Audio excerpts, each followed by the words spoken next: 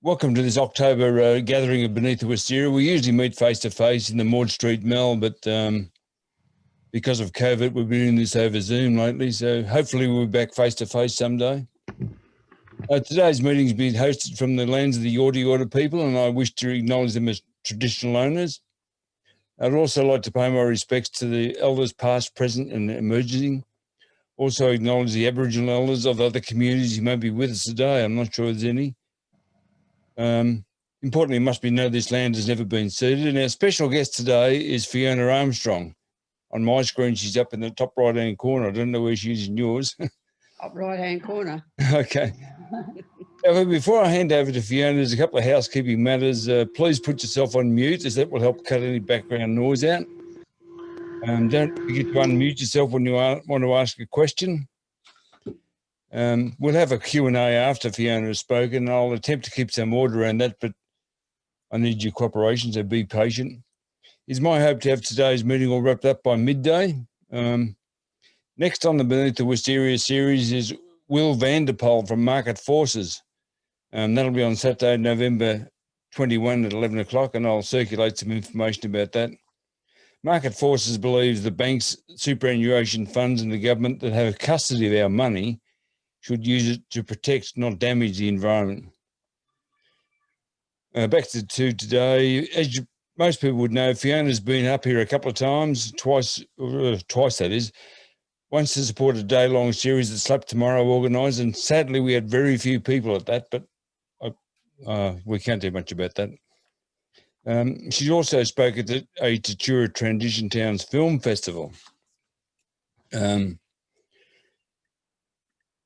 And coincidentally, the Climate and Health Alliance, which Fiona is from, was born about the same time as Beneath the Wisteria. That's about a decade ago.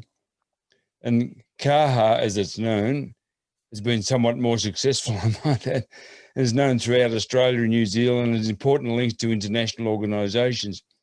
Fiona's going to give us a quick outline of what her organisation does and what goals it has and what it's achieved.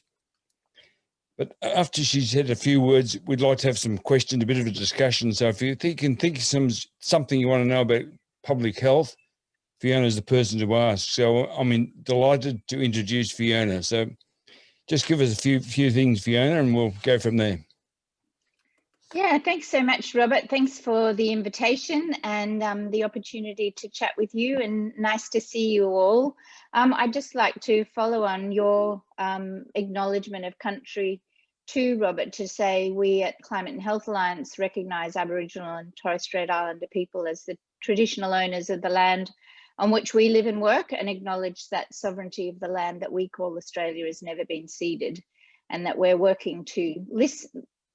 We commit to listening to and learning from Aboriginal and Torres Strait Islander people about how we can better reflect Indigenous ways of being and knowing in our work, which is, a long process for many of us, but I'm pleased to say that we're building strong connections with some Aboriginal and Torres Strait Islander health groups, and we hope to be part of supporting their journey to tackling climate change and sharing their lessons from Indigenous cultural knowledge and practice about how we can be better custodians of land as they have been over millennia. So to just tell you a little bit about the Climate and Health Alliance, as Robert said, we have been around for 10 years, so we're excited to have just celebrated our 10-year anniversary back in August. We haven't had too many celebrations, given that many of us, even though we're a national organisation, are based in Victoria, so we've just emerged from a long lockdown, but we'll be releasing an impact report about our 10 years later this year, and we hope to have a celebration of some time. So we'll be celebrating the 10 years for the whole 10th year, I think. We began really in response to a call from the Lancet, the International Medical Journal, which urged health professionals and the health sector to frame climate change as a threat to our health and well-being, and to make climate change a human and a social issue, because that's really what it is at its core. We hear a lot about how it's an environmental issue, but really it fundamentally impacts the conditions for human health and well-being. And if we don't tackle that, then we're not going to be in a position to tackle threats to, you know, biodiversity and our environment on which we depend. So, excuse me, I guess I was motivated to bring health organisations together with a common agenda for climate advocacy. I'd been involved with a similar organisation called the Australian Healthcare Reform Alliance when I worked at the Australian Nursing and Midwifery Federation. And that alliance had been very successful in getting health reform as a major policy priority on the agenda of the federal government. In fact, the Rudd government in 2007 was elected with a very strong commitment to major reform of our systems of healthcare governance and funding. And at that time, I thought, having been involved in bringing that agenda forward, that it looked like it was on a strong trajectory and that I could step away and start paying attention to something that I was even more concerned about, which was climate change. And I read, those of you who know Phil Sutton and David Spratt, their book, Climate Code Red. I think I had it on my bedside table for about 18 months before I summoned up the courage to read it. I think I knew that once I did read it, that there would be no going back.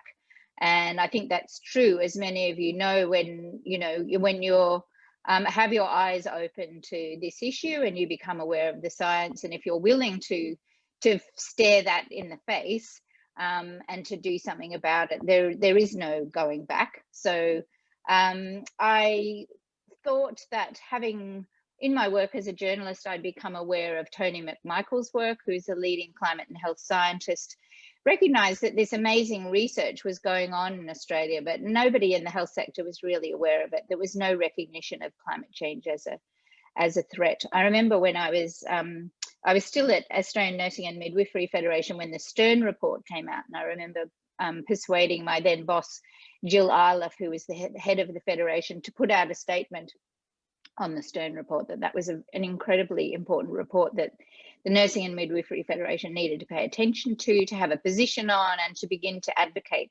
around.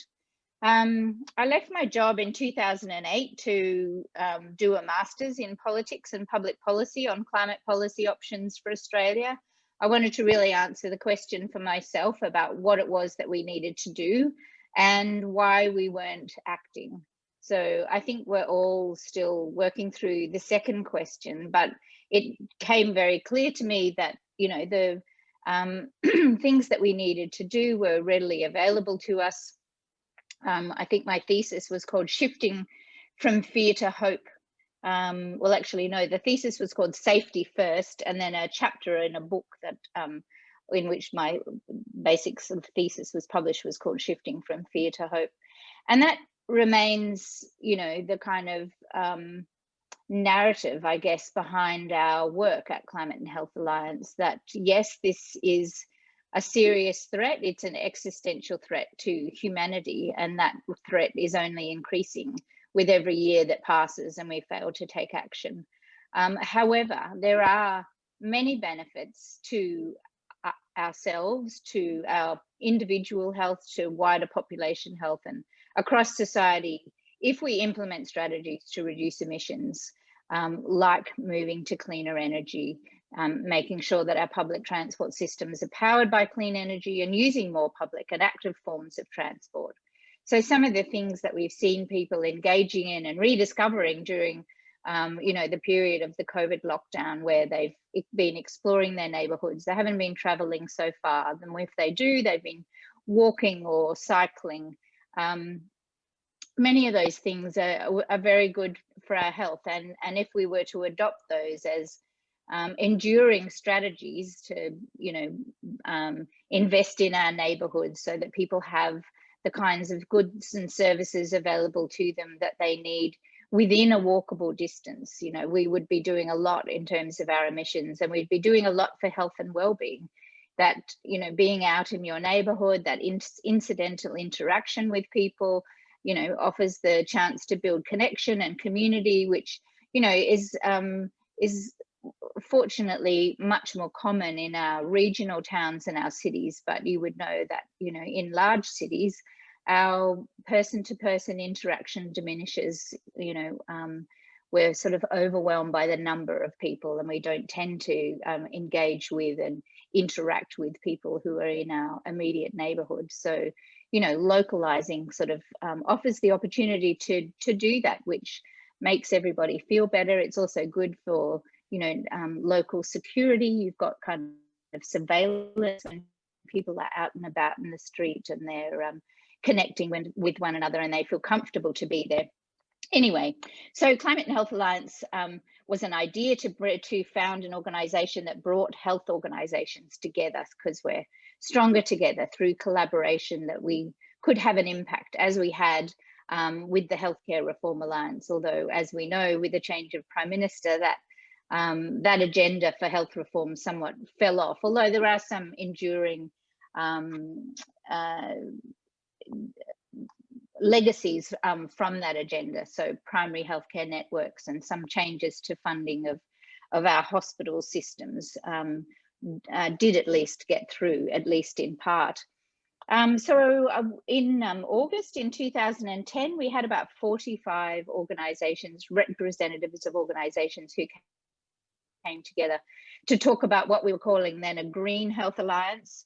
We agreed at that meeting that climate change was the most urgent threat that we needed to address, and therefore decided to focus on that and call ourselves the Climate and Health Alliance. We've had an agenda and a work plan around advocacy for policy, so trying to influence policymakers, not only in the health portfolio, but across all portfolios, that strategies to reduce emissions are something that we need to do to tackle climate change, to protect our economy, but also that they can be beneficial for health, and that we need to have policies across all sectors. It's not just an environment policy or just a climate change policy, that we need to look at this you know, with the lens of health and well-being. We've had a position of calling for a national plan on climate change and health since we were formed. And I'm pleased to say that in the ensuing years that we've done a lot of work in policy innovation and policy leadership, and developed a framework for a national strategy on climate health and well-being for Australia, which is considered a world leading framework on climate change and health, because very few exist. And so we're starting to see other jurisdictions and state and territory governments looking to that framework for guidance about how they develop policy on climate change and health.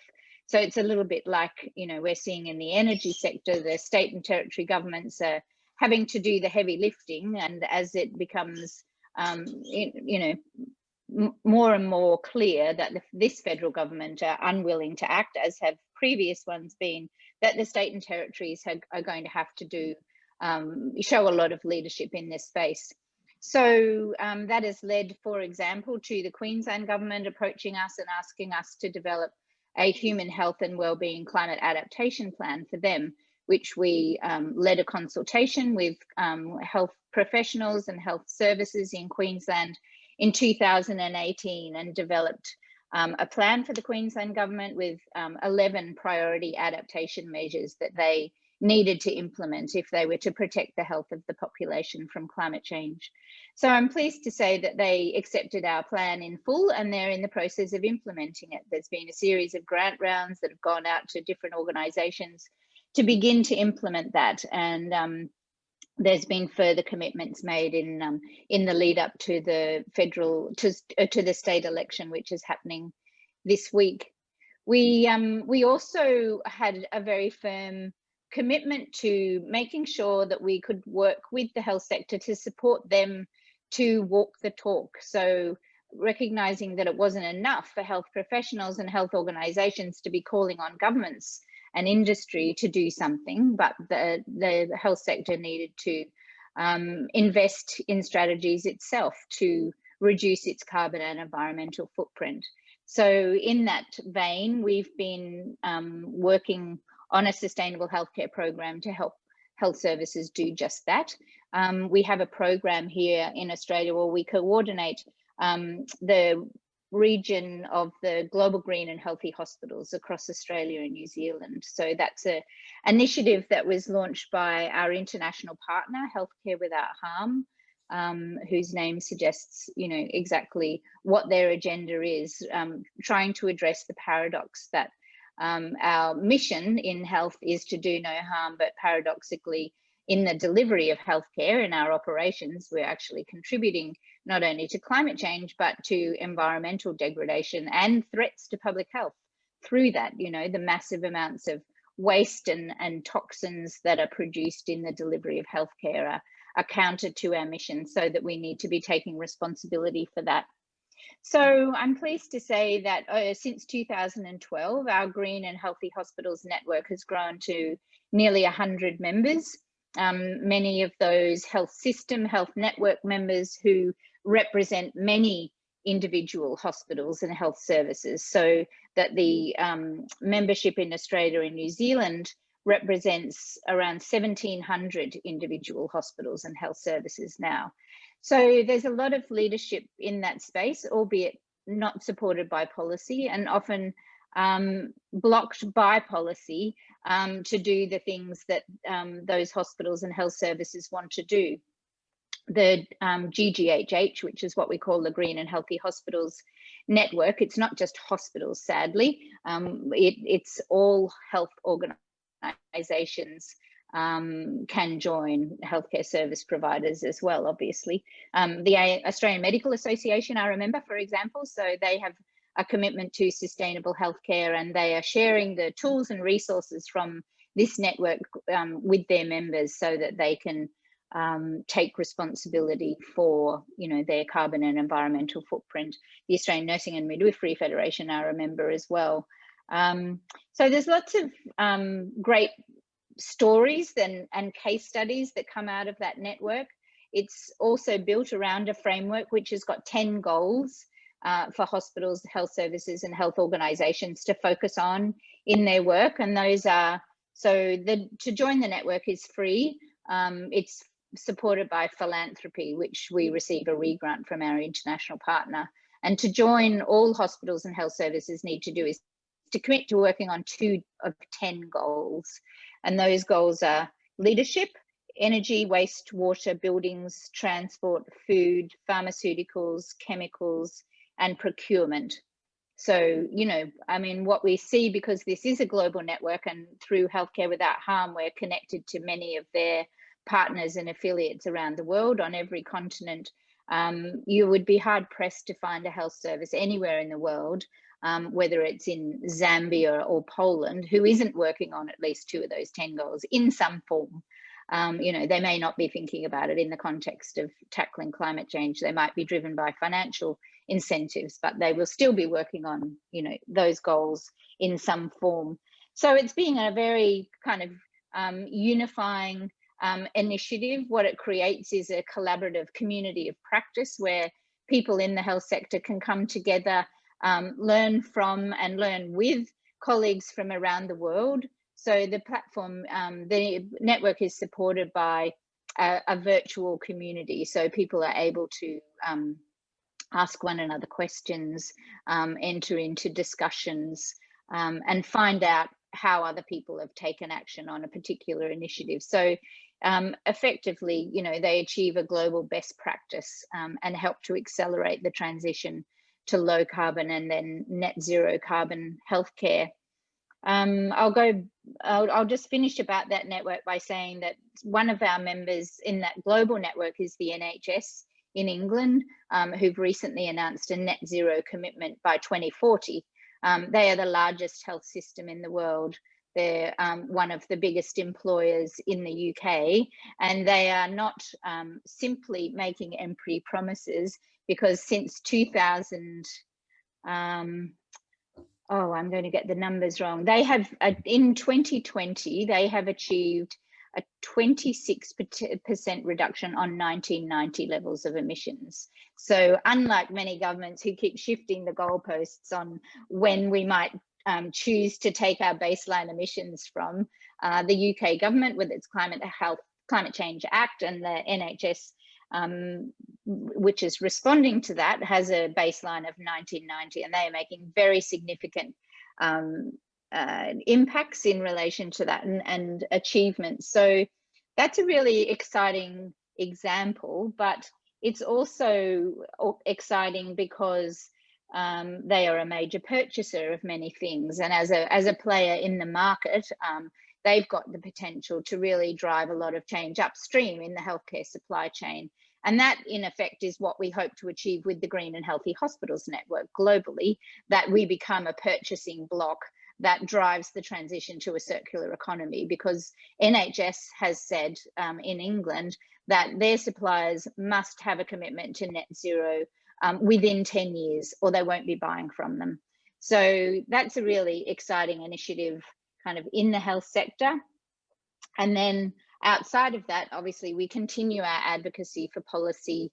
The Queensland outcome has been, you know, not best in the world, but it's certainly probably one of the best in Australia, although, you know, Victoria are not doing too badly, in that the Department of Health and Human Services, their most recent public health and wellbeing plan has climate change as its #1 priority. And they are, you know, providing guidance to local government about, and their health services about how they can begin the transition to net zero. Nowhere near fast enough as far as we're concerned, but it's something. And just on a couple of other programs that we have, one of our philanthropic partners is the Lord Mayor's Charitable Foundation. So as well as our advocacy for policy, trying to get, you know, show the way to policymakers by giving them examples of best practice policy that they can use for guidance.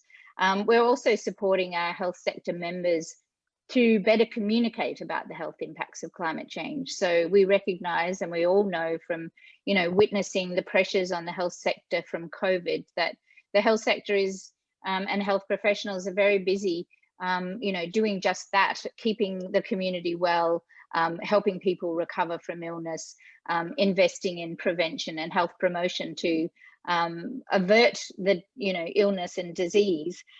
So it's hard for them to focus on climate change, particularly if they're not being supported by their governments. There is not many health professionals have access to climate change in their education, or at least those that are practicing. If you look at the average age of nurses, it's close to 60. They didn't have climate change as part of their curriculum. Not all health professional education even now has it. Some of it does, and there's more happening. So we're working with some of our health sector organisations to support them to better communicate about the health impacts of climate change in a project called Real, Urgent and Now, or RUN for short. And we're just about to launch a survey for 5 of our members: the Royal Australasian College of Physicians, the Public Health Association of Australia, the Australian Nursing and Midwifery Federation, the Australian Medical Students Association, and the Australian Health Promotion Association, a survey of each of their members to find out what they know and understand about climate change and what would help them to better incorporate climate change communication and practice into their work. So we'll use the findings of that to develop resources and tools for those members and our network. We've also just we would have done this all year, but for COVID, but we've just run our first media training for health professionals with the Climate Media Centre.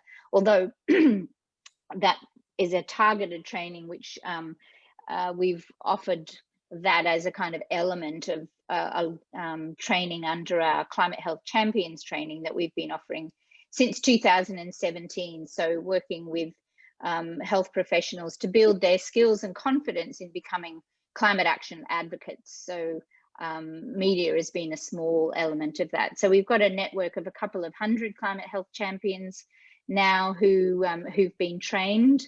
We've run sessions in the lead up to the Northern Territory election, and recently in the Queensland election. We'll do the same ahead of the WA election in March. Yeah, so lots going on. We're a small team. We have 8 people on our staff, but we're actually only just over a 4 person full-time equivalent. Most of us work full-time, but a very talented and very passionate bunch of people who are helping to help the organisation punch above its weight and yeah, help get this issue on people's agenda. Thanks, Fiona. Fiona, do you know if the GV Health is part of your organisation? Well, Northeast Sustainability Group, which Jared Brownstein has pulled together, I've got a feeling they might be part of that. So I think they're part of a subset of one of our members. Oh, okay. So you're probably the wrong person to ask, but do you think the group has been, or CAHA has been successful? Well, I think we have. From my point of view, it has, but. Yeah, I think we have. I mean, we've had lots of challenges with raising money. We don't have tax deductibility, for example. So the Australian Tax Office, when we first applied as a health promotion charity back in 2010, told us that the health effects of climate change were speculatory and not yet established, and that any efforts to raise awareness about the health impacts of climate change was propaganda. That's actually, you know, a direct quote from the letter from the Deputy Tax Commissioner at the time. 2010. 2010. Oh, yeah. wow. So we've, you know, been on a long journey to challenge that. We believe the work that we do is health promotion, and really, if you look at any definition of health promotion, you know, absolutely we meet that. But under the criteria of the Tax Act, health promotion must be around the amelioration of a particular disease. So, you know, in effect, our work does help to avoid the development of disease. The advocacy that we do for clean air and on air pollution and for renewables and renewably powered transport, for example, you know, if those strategies were implemented, would avoid many instances of respiratory disease, heart disease, and stroke. So we're about to have another go at it, and we'll use that, you know, that evidence base much more firmly, kind of in our pitch. I think, yes, we've helped to put health on the agenda. I know that we're part of Climate Action Network Australia, and I see that they, you know, use this health framing around climate change much more than they did when we joined. And I know from the impact that we've had on policy. I mean, we do work very closely with policymakers, and they say that our work is incredibly important. You know, when the WA climate and health inquiry was happening recently, we were only one of two external kind of experts invited to offer advice to that inquiry. And I remember the inquiry chair, Taryn Weeramanthri, who's now the president of the Public Health Association, saying, you know, climate change is the most cited health organisation in Australia today. We have requests for advice from around the world, other jurisdictions in Canada, Germany, you know, Argentina. We've had people approach us to say, you know, how did you go about developing that policy framework, and how can we replicate that? And through our partnership with Healthcare Without Harm, that's exactly what is happening. So, you know, in a collaborative network, we learn from one another, and many of the things that we do here in terms of building leadership and bringing health organizations together, supporting them to take action, building skills and confidence are now strategies that are being implemented by our partners around the world. I feel someone else might have a question, so. No, nothing. Fiona, it's Greg Barnes here. Greg. Just wondering, I did hear that pandemics were meant to be on the increase due to climate change. That was from somebody. I'm not sure if that somebody was right or wrong. It's hard to know, really. What do you think? Well, that is in fact true, and really the pandemic that we're experiencing is something that infectious disease experts have been warning against for decades. The World Health Organization has, you know, had a plan for responding to disease X, which was anticipated to be a coronavirus that would arise, you know, possibly in China and spread rapidly around the world, that it would be a disease that would jump from animals to humans. And there are many such diseases known as zoonotic diseases. And the reason that they are increasing, because they are increasing, is because we are undermining the conditions for healthy ecosystems in which other species reside, and we're encroaching on, you know, those wilderness areas and habitat for other animals. So we're putting ourselves in closer proximity to other species. We're undermining the conditions for them to thrive. Therefore, they are more likely to succumb to disease, and because we're in closer contact with them, there's more opportunity for those diseases to jump from animals to humans.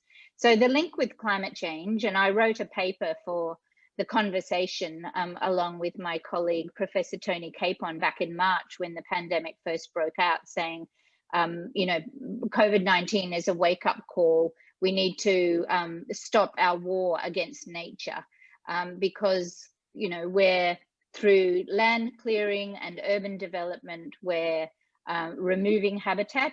Climate change is also, you know, putting pressures on those ecosystems and causing them to decline.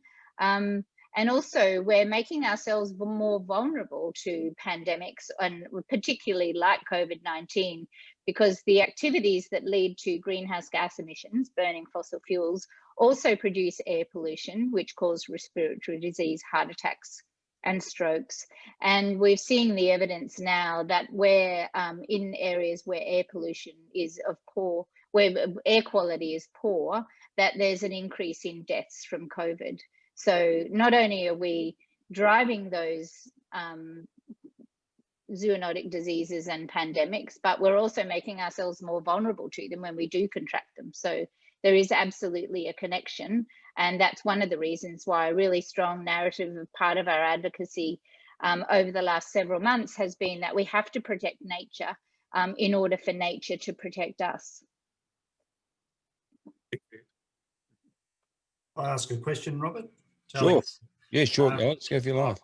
Fiona, fantastic information. I did not know of you or your organisation, and given the amount of people or resources you're putting to it, you seem to have done a lot in 10 years as far as I can see. It's pretty hard to gain traction in many of these areas. So congratulations to you. A couple of questions. Firstly, do you get any traction with the federal health department as opposed to the state departments? I see a lot, and I heard you say before that, you know, the state and territory governments are doing a lot of the heavy lifting, and I've come to that conclusion on a number of fronts, probably irrespective of the complexion of the federal government. But I'm just wondering whether you have any traction with the federal health department or health areas. Well, you may know that Greg Hunt is the federal health minister. He's been the federal environment minister in the past, and whilst we understand that his knowledge base is strong about the impacts of climate change, his political courage and appetite for doing anything about it is very small. Yes. So we have not had traction with the federal health minister, and in fact we've been running a campaign over the last several weeks, which is about the National Preventative Health Strategy that the minister is leading a consultation around at the moment. Now, I and many of my colleagues were part of consultations that happened in different cities around the world, and in each of those places we raised our concern about climate change and the need for the National Preventative Health Strategy. One of the core things that it could do is to help to mitigate climate change, to focus on mitigation, because that is the #1 thing that we need to do to secure our health in the 21st century. I mean, the Lancet Medical Journal and the World Health Organization says it all the time, that climate change poses the biggest threat to global public health this century. So if we were to prevent illness and disease in Australia and in a national preventative health strategy, we would prioritise climate change. But do you think that climate change was mentioned in the paper that came out about the National Preventative Health Strategy? Not one word. So we brought together our member organisations. Sorry. No, sorry. I was just going to say, I think that the die is cast with the current government, in the sense that they are so averse to saying the words global warming or climate change. They've just dug a hole for themselves, and they're just relying, in essence, I believe, relying on the state governments to do what needs to be done. It's a very backdoor approach in my view, but and I'm not surprised that, yes, I know Greg Hunter, not personally, but I know his background, and he's done a degree or a master's or something in climate science, I understand, but irrespective, they're lost. Unfortunately, you've still got to work with them. You've still got to try and influence them. Time will be what will get them in the end, one way or the other, whether it's this particular government or an alternate government or whatever. I think there's no choice for governments. And I do sense in many areas, and this is just a personal view, that things are accelerating faster than the politicians realise, even when they're holding back the floodgates to some extent, I think, or trying to ignore it. I think that the reality is that, I think you mentioned, and I know Robert mentioned at least, the sources of funding, the banks, the superannuation schemes. My superannuation scheme, I attended their annual general meeting recently, and right front of centre is all the environmental, social and governance issues. And all of this is being where money will be made available for. And we're just seeing, I think, much rapid change, much more change than I anticipated when there seems to be intransigent in the federal government. And keep going is all I'll say in everything you're doing. Yeah, well, intransigence is one word. I mean, I think it's a complete abrogation of their responsibility and duty of care to the Australian population to have access to many, many decades of scientific evidence to show that climate change will have a very significant, negative effect on health and well-being, and to ignore that, and then to ignore the visible signs of that happening, the mega fires that happened in 2019, the Black Saturday bushfires that we had here a decade ago. These are all powerful illustrations of exactly what the scientific evidence has been pointing to, and they are choosing to ignore it. And I think, we are signatories to the Universal Declaration of Human Rights, and access to health is part of that, to good health and the conditions for health and well-being. So I think, it's a villainous approach. It's reprehensible, and their heads should roll over it, in my view.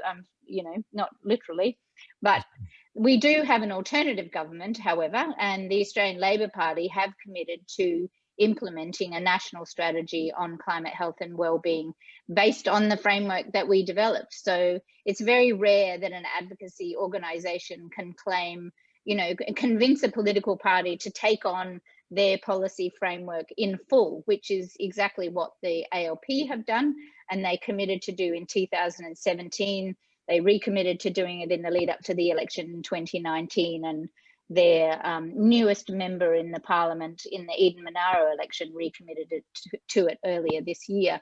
So, there is an alternative government, and they do have a commitment to act at the nexus of health and climate change. So that's positive, but agreed, we need movement and support from across the parliament. So we're fortunate that we have people like Helen Haynes and Zali Steggall and Rebecca Sharkey, who, as independents, Andrew Wilkie, who understand this issue and are very supportive of it. But it's very regrettable that the Liberal National Party are so immovable.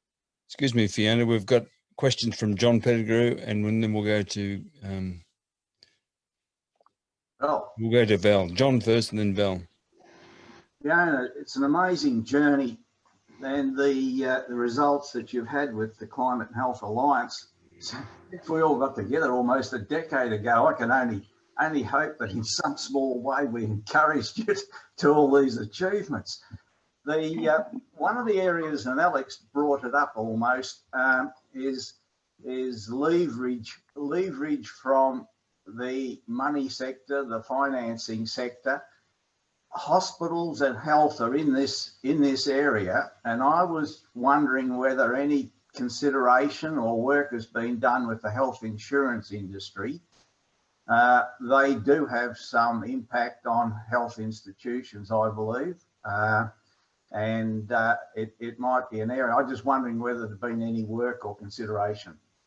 We're talking. We have engaged with them over the years. They've been slow to respond, I would have to say. I think that there's an emerging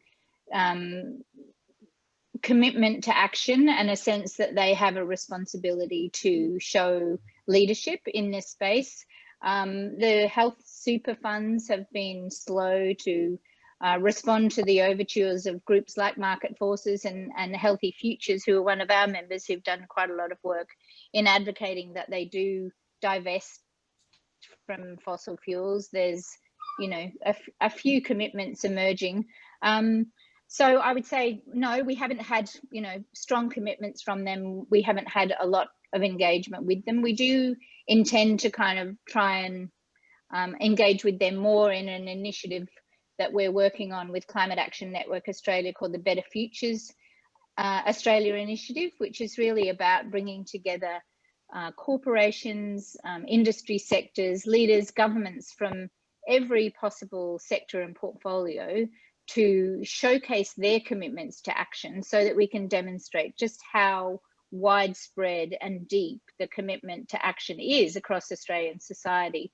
So that will culminate in an event in July 2021 in the lead up to COP26, the next global climate change negotiations.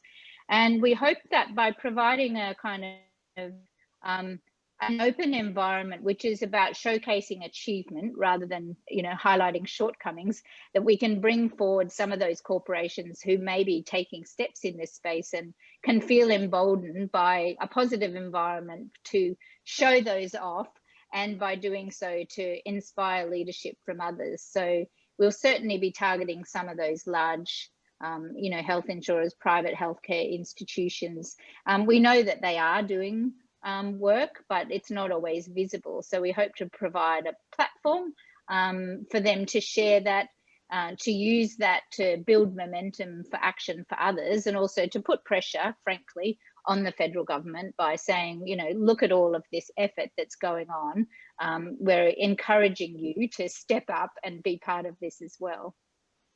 We have a question from Val. Oh, sorry, John.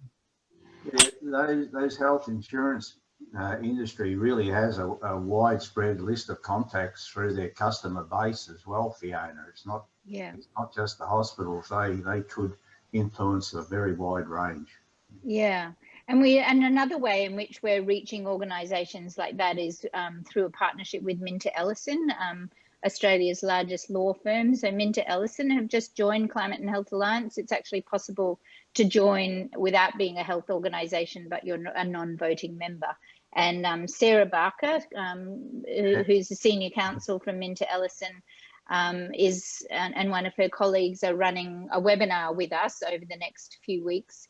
I think actually the first one is next week, which is about the fiduciary duty of the health sector boards in relation to climate change. How do we find out about the webinar, Fiona? I think well, it's actually, the first one is only by invitation only within our network. Yep. So it's really just targeting those, you know, healthcare service providers and then their boards. And I have to say the tickets sold like hotcakes. I think the first one was just about sold out within a few hours. So it's clearly a topic for which there's a thirst for knowledge. And I think Sarah, you know, talks about this topic very frequently. So hopefully with their support, it's something that we can continue to build. They have many health sector clients, for example, at Minter Ellison, which is one of the reasons why they're interested to be part of it, so that they can provide better support to their clients around the issue of climate change and health. Val, you've got a question. Oh. Yes, it was sort of following on from that. Didn't we have Sarah Barker do the climate through a corporate lens? She's been here. Yeah, she was fantastic. I thought I would never like her because she said we don't care about penguins or polar bears, but I ended up feeling a lot better after hearing her talk about the money moving. Yeah. I think that's a device, really. Oh, absolutely, and it's happening quicker than they than they think. It's just how do, after you said about the Labour Party, I'm sorry to go back to that, but listening to Joel Fitzgibbons the other night there, I was almost in tears. This gas-led recovery, and he's in cahoots and stuff. I'm sorry if you're, how do you cope with that? Because I was just so disappointed. I know. I mean, to see Mark Butler and Joel Fitzgibbon put out a shared press release, I thought, oh dear, my God. this can't be good. And indeed it isn't. So yes, I mean, a gas-fueled recovery is a disaster for our country and the world. So there's a lot of effort going on by many players at the moment to try and avert that. Just one initiative that we're involved in is we've been working with Australian Conservation Foundation to prepare an open letter to the Prime Minister that will be published as a full page in the Australian newspaper this coming Monday and the following I've signed that one. Oh, you did? Okay, which is about removing Angus Taylor as the Minister for Emissions Increases, which is what he's about, not emissions reductions, which is actually, you know, his area of responsibility. So I think, you know, helping to raise awareness about the fact that we are not going to meet our Paris targets, that we are moving completely in the wrong direction. I guess another little intervention that we're making is producing a paper on the health impacts of gas at the moment, just an updated one, which we'll release and, you know, throw into the fray as part of the much wider effort to avert gas as being prioritised. Excuse me, we've got a question from Carol too, thanks. You're on mute, Carol. You're on mute, Carol. Can't hear you. Okay. Yep. Okay. Fiona, do you think we have to have a court case probably against the health insurance people to make the government actually take notice, similar to what happened with asbestos? Yeah, look, I think that legal avenues are really powerful and very useful. I think there's, you know, we're increasingly seeing those being mounted by, you know, young people who are following the lead of other young people in the US who are suing the federal government for failing in their duty of care to provide them with a future. I think it's a very important kind of exercise to explore, and I think, unfortunately, due to the construct of our constitution, you know, it's very difficult to find a government accountable or to find a way of prosecuting a case that would be effective. Nonetheless, those efforts can be very impactful as public relations exercises. And, you know, it's not something that we intend to pursue, but I would be strongly supportive of any initiatives that help to force decision makers to act in the interests of the community as they, you know, should be obliged to do. John Pettigrew's got another question. Thanks, Fiona. Legal action, Rob. I was at the Environmental Justice Australia AGM during the week, and they've got action in Newcastle, Alex, on the coal ash from the power station. They're going into one of your waterways, I think it was, and so there is some action being taken by these groups. I was surprised. This is the Victorian branch of EJA, and they're working in Newcastle in one instance, and out of Brisbane on the Adani issue, helping with some of the legal action up there. So there's life out there. Nothing else, folks? Oh, can I just say, it's Alex again, is that okay? Yeah, sure.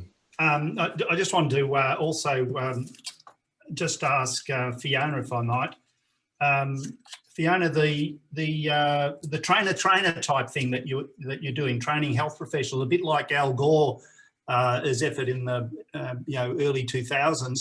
How effective do you think that has been in terms of getting the word out about your concerns and your team's concerns? Look, I think that's good. I think the people who tend to come to that are people who are already, you know, very committed to action, but they maybe lack confidence about exactly what they can do. So we're hoping through our current project to sort of better understand what the barriers are for people to take action, and then to devise, you know, programs to support them. But I mean, I think it has been very effective. Some of those climate health champions have gone on to do all kinds of things, whether it's setting up their own organizations or lobbying their professional association to take a stronger position, or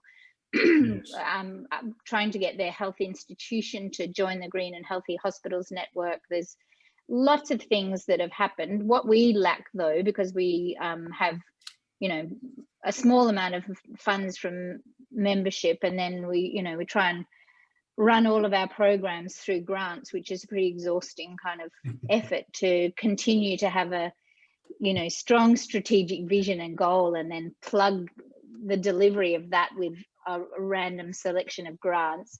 Having people in a position where we can provide that ongoing coordination and support is really important. So it's one thing to train people, but you've got to have somebody that can be continually reaching out to them, supporting them, continuing to provide that kind of ongoing support and guidance. So often, you know, we can get grants to actually deliver the training, but not to provide that continuous position so that we can really leverage that training and turn it into some very impactful action. Just two more questions. We've got one from John and one from Greg, thanks. And I think Val's been trying to speak for a bit too, Rob, is that right? Well, she's always trying to speak, so she's on mute though. Trying not to be a nuisance. It's just that every environment, talking about following from John's comment, the environment, what they call it, environmental defense organizations from all over every state, they're always on and always getting lots and lots of support. So they're trying everything to throw the court stuff. Yeah, and they're wonderful. Australian Conservation Foundation, they're trying every jolly thing they can possibly do. So then I'll stop now, Rob. Okay. John. Unmute. Fiona, your trainees, your regional trainees often feel isolated and exposed. They're much more exposed in the country because everyone knows them. It's the local communities they speak out in. I suggest here that groups like us can be of assistance and confidence for some of those individuals. And I'm not sure whether you have the availability, but I would suggest you have a look for some of your regional trainees. If you can link them to groups such as us and others, it could assist them and assist them as well. Yeah, I think that's a really good idea. And we are looking at how we can sort of support little hubs in different states and territories where we've run training. And I think absolutely linking them with people who are allies is really important. So in fact, we've got a meeting coming up to discuss that, so I'll throw that into the mix. Thank you. Greg. Fiona, are there any conservative countries, governed countries around the world that are progressing very well against climate change, or is it just their shtick that they don't do that? Well, Germany. They don't react. It's mostly countries that the countries where we have conservative governments that are most opposed to action are ones in which the Murdoch press is very prominent. So I think that there's a strong association there, the kind of, dissemination of lies around climate change, and that the well-funded and long-standing effort to undermine people's confidence in the veracity of the science has led to this sort of political polarization. So in countries where that hasn't happened, like New Zealand, for example, we are seeing very progressive policies that are around, equity in the community, climate action, none of which is going to harm and will, almost certainly only benefit their economies. So I'd point to, News Corps as a significant contributor to that.